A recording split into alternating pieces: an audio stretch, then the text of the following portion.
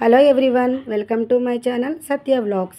ఈరోజు నేను prawns curry పచ్చిరొయ్యల కూర చేస్తున్నానండి. దానికోసం అరకిలో పచ్చిరొయ్యలు తీసుకొని శుభ్రంగా క్లీన్ చేసుకొని దానిలో ఉన్న నల్ల గీత లాంటిది కూడా తీసుకొని కొద్దిగా పసుపు ఉప్పు వేసుకొని ఫ్రై చేసుకొని పక్కకు పెట్టుకున్నాను. అదే కళాయిలో ఆయిల్ వేసుకొని కూర కోసం కట్ చేసి పెట్టుకున్న ఉల్లిపాయ ముక్కలు వేసుకొని బాగా ఫ్రై అవనిచ్చాను.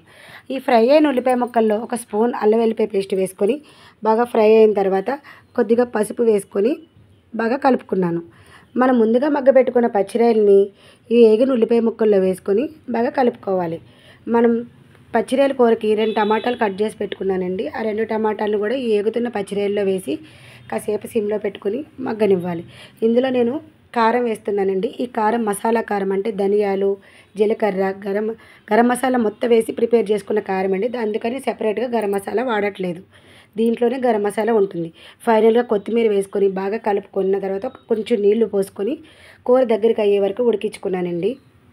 అంతేనండి, మన పచ్చిరొయ్యల కూర రెడీ అయిపోయింది.